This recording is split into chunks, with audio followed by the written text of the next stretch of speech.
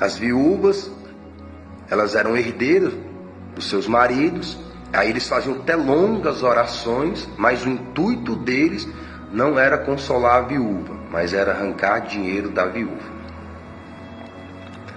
E mesmo esses fariseus sendo hipócritas, sendo fingidos, sendo falsos, a Bíblia fala que eles se voltaram para Cristo. Não tanto quando Cristo estava aqui como homem, mas depois, ali no ministério de Paulo, de Pedro, depois que o Senhor Jesus ressuscitou, foi aos céus, enviou o Espírito Santo, falou que alguns judeus, alguns líderes se converteram, e eles davam trabalho. Quem dava mais trabalho era eles, porque eles se convertiam a Cristo, crendo que o Senhor Jesus é o Messias, porque no tempo do Senhor Jesus, como homem, eles creram, mas muitos não aceitaram ele ali, porque ficaram com medo de perder a cadeira. A Bíblia fala até de líderes procurando o Senhor Jesus, Nicodemos, querendo entender a mensagem. Interessante, eles pregavam a mensagem, mas eles não entendiam a essência, o profundo da mensagem. Como esses vídeos que eu estou passando aí do filho pródigo, prega a mensagem, ensina a mensagem, aí na hora de viver a mensagem, não vive a mensagem. O filho pródigo volta, participa da festa, come do alimento, bebe do que está lá.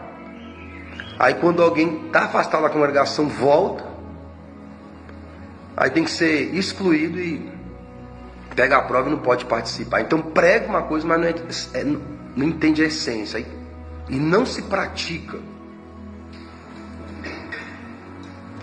E o Senhor Jesus, ele dava exemplo para os fariseus, e eles eram iluminados. Aí eles sabiam que Jesus estava falando com eles, que aquilo que eles estavam pregando, eles não estavam vivendo. Eles entendiam porque Jesus dava exemplo, mostrando para eles a hipocrisia e o fingimento deles. Mas alguns, reconhecendo a sua hipocrisia, reconhecendo o seu fingimento, reconhecendo a sua falsidade, se arrependeram e creram em Cristo e passaram a congregar na igreja primitiva. E eles traziam muito problema. Por quê? Porque eles, por ter um certo conhecimento teológico da lei, eles ainda estavam presos aos velhos rudimentos de não comer, de não tocar. E eles queriam trazer a doutrina judaica para dentro da doutrina de Cristo. E a doutrina judaica, ela traz condenação. E a doutrina de Cristo traz justificação, traz perdão. A lei mostra onde nós erramos. A graça de Deus mostra que há um perdão para aquele erro, para aquela falha. E o Espírito Santo nos capacita a não errar mais. Então a sinceridade do Evangelho está em reconhecer a Cristo como o único Senhor e Salvador da nossa alma. A doutrina da sinceridade de Deus está em você reconhecer os seus pecados, reconhecer as suas iniquidades, reconhecer as suas falhas.